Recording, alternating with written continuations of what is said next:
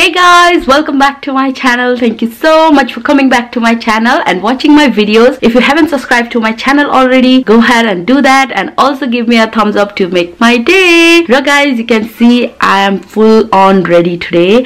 Ra mero makeup chai aja halka loud bhako cha, especially mero foundation. I don't know if you guys can tell or not, tara yo kina bhako I will let you know in a bit. But yeah, ajako mero makeup chai यस्तो छ हैन, pink lips अनि त्यसपछि winged eyeliner अनि यो eyebrows यतापट्टिको चाहिँ अलि dark देख्छ most of the time. I don't know why, lighting ले गर्दा हुन सक्छ. But yeah, by the way मेरो कपालमा चाहिँ मैले तेल लाएको छु हैन, र म चाहिँ every night चाहिँ ज्यान नुहाएर सुत्छु. गर्मीले गर्दाखेरि चाहिँ कपाल चाहिँ मैले 2-3 दिनको ग्यापमा नुहाउँछु नि त. So आज I was planning to do my hair like massage oil massage गर्ने प्लान गरेको थिए भरे vlog सिद्धेपछि. But my hair was playing so funny today, like you know, frizzy अनि annoying भइरहेको थियो अनि मलाई कपाल स्ट्रेट पनि गर्न मन लागिरहेको थिएन. So I was like whatever, I will just apply my favorite oil which is castor oil हैन, र अहिले चाहिँ त्यो मैले अप्लाई गरिसकेको छु र I'm gonna leave this hair like this for the whole day हैन. जति लामो राख्यो त्यति बेटर हुन्छ भनेर I just you know applied my air oil. So त्यही भएर चाहिँ मैले कपालमा oil apply गरिसकेको छु र I'm gonna leave it like this for the whole day. I hope you guys won't mind.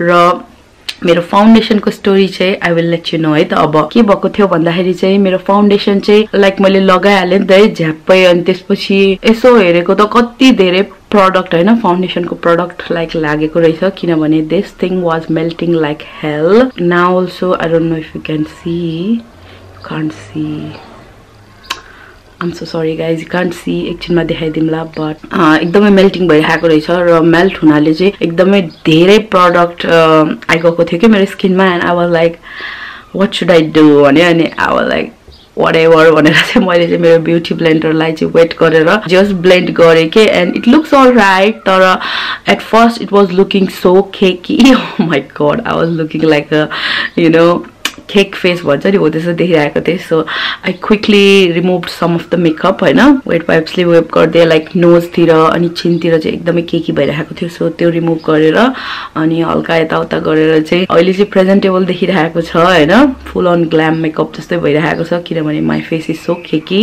Smoky eye गरिदिएको भए चाहिँ फुल अन ग्ल्याम हुन्थ्यो होला. बट या अहिले पनि एकदमै अन यो फेस टाइपको मेकअप नै भएको छ. And I am loving it to be honest. हल्का फिक्स चाहिँ गर्न पर्यो, बट फाउन्डेसनको बारेमा चाहिँ के भन्न चाहन्छु भने यसलाई चाहिँ लाइक झ्यालको नजिक चाहिँ डोन्ट एभर पुट इट किनभने यो चाहिँ इजिली मेल्ट हुँदो रहेछ गर्मी सिजनमा चाहिँ. Check this out. सो या त्यही नै हो मेरो मेकअपको अपडेट के भएको थियो. र I think I am blabbering too much right now. So ya let's go downstair. अब चाहिँ चेक दिस आउट. मैले अघि मेल्ट भएछ भन्थेँ नि, हो यस्तरी मेल्ट भएछ क्या. अझै अहिले त अलिकति कम्ती भएको, अघि त oh my god it was like butter. But ya I am not gonna put this over here, I will just put it in my dressing table. By the way आज लगाएको ओइल चाहिँ यो हो, मैले क्यास्टर ओइल भन्छ, यो चाहिँ मैले बीपी अल्पटनबाट लिएको र I really like this oil. So मेरो खाजा चाहिँ तयार भइसकेको छ. As you guys can see म के खाँदैछु एकछिनमा देखाउँछु, तर I will show you what I do आजकल हैन. यो चाहिँ मेरो जार हो, वाटरमेलनको जार, र यसमा चाहिँ मैले सधैँ यसरी पानी हालेर खान्छु क्या. आजकल फेरि यसरी पानी हालेर खान्छु. यो चाहिँ बाइ द वे ठुलो बोतल हो, योबाट खान चाहिँ मलाई के मजा लाग्दैन के, त्यही भएर चाहिँ मैले यसमा हालेर खान्छु. त्यसरी खान्छु मैले हैन. बिहान अलिकति खाइसकेको छु र अलिकति चाहिँ यसमा हालेको छु र यसरी खाँदाखेरि चाहिँ I don't know, I just enjoy drinking water. हेर्नु न, इट लुक्स सो क्युट हैन. यो पानी हो तर हेर्दाखेरि चाहिँ पिङ्क कलरको देख्छ नि त, पानी खान मन नलाग्यो नि, खाम देख्ने क्या. सो त्यसरी खान्छु मैले आजकल पानी चाहिँ. If you guys also do not like drinking water you can try this trick. But अहिले चाहिँ गर्मी भएर चाहिँ मैले एनिवेज पानी चाहिँ खान्छु, तर यसमा हालेर खायो भने चाहिँ आई रियली इन्जोय, त्यही भएर पनि हो. र आजको ब्रेकफास्टमा चाहिँ I am eating hash brown, cheese, ham sandwich. र म के खाम भइरहेको थियो अनि I was like yeah I can make some sort of sandwich for myself किनभने I was craving for hash brown as well. So I was like sandwich बनाएर खाइदिन्छु, ह्याम पनि खान मन लागिरहेको थियो. सो त्यही भएर चाहिँ I made this and I'm going to enjoy this. Yummy. यो गीत यस्तो मुखमा झुन्डेको छ के मेरो के do you love me भन्ने गीत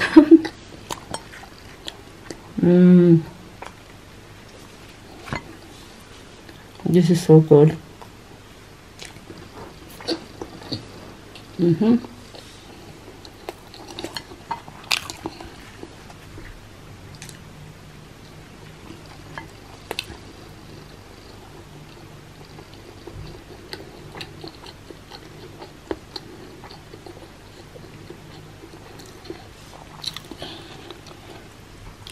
So guys, म चाहिँ फिल्म गर्दै थिएँ नि त है खाको I was like के प्रब्लम भएछ भनेर फेरि फिल्म गर्न खोज्दा चाहिँ फिल्म नै भइरहेको थिएन अनि मैले चाहिँ मेरो यो मेमोरी कार्डमा भएको पुरै भिडियोहरु चाहिँ एक्चुअली मैले चाहिँ कम्प्युटरमा गएर सेभ पनि गरे के अनि स्टिल भएन अनि मलाई चाहिँ थाहा थियो फर्मेट गर्यो भने चाहिँ एसडी कार्ड फर्मेट गर्यो भने चाहिँ प्रब्लम सर्ट आउट हुन सक्छ भनेर सो या मैले चाहिँ मेरो ठुलो क्यामेराको चाहिँ एकचोटी गरेको थिएँ मेरो ज्वाइ उमेशले सिकाइदिएर अनि त्यही भएर चाहिँ मैले यसको पनि फर्मेट गर्न कसरी गर्ने भनेर अनलाइनमा खोजेर गरेको एन्ड इट इज वर्किङ ये र अब चाहिँ म खान्छु हैन फिल्म चाहिँ गरिराख्दैन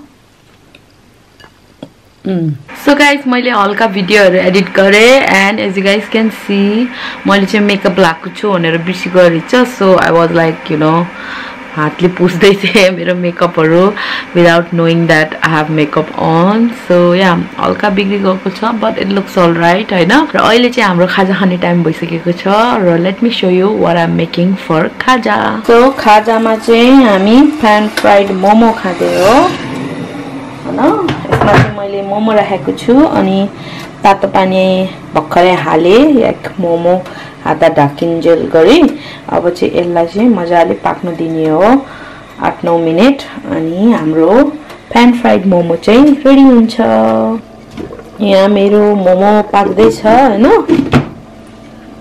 र भर्खरै मैले मेरो वाटरमेलन पनि काटिसकेको छु it's such a lovely day हैन मोमो खाएपछि चाहिँ वाटरमेलन खाने भनेर काटेको छु and this watermelon is from Lidl र this is so juicy and delicious and sweet as well I just love it almost 8 minute जस्तो भइसकेको छ यो मोमो मैले बसालेको and check this out पानी सबै सुकिसकेको छ र अब एकछिन यसलाई म एक्स्ट्रा पकाउँछु यसको चाहिँ बटम क्रिस्पी होस् भनेर एक्स्ट्रा पकाउन लाको र यहाँ यो चाहिँ ग्योजा स्टाइलको मटन मोमो बनाउँदै हो मैले and it tastes really good guys believe me if you haven't tried making momo like this you should try it is so good mero momo chai almost ready bhaisakeko cha and my mouth guys it's watering so much I just can't wait to eat this guys yummy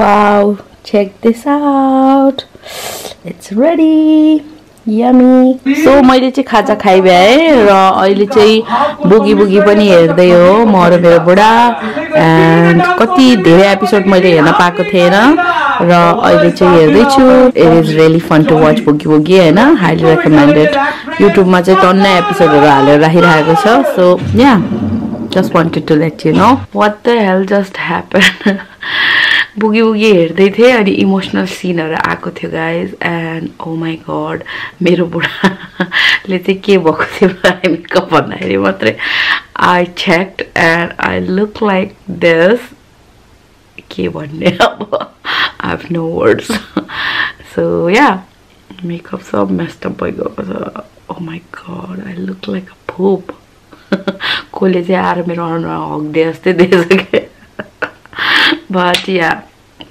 it is what it is अब यसलाई म हल्का सफा गर्छु अनि मेरो बुगी बुगी continue watch गर्छु almost 38 minute मैले हेरिसकेको छु यो चाहिँ एपिसोड 23 हो सो या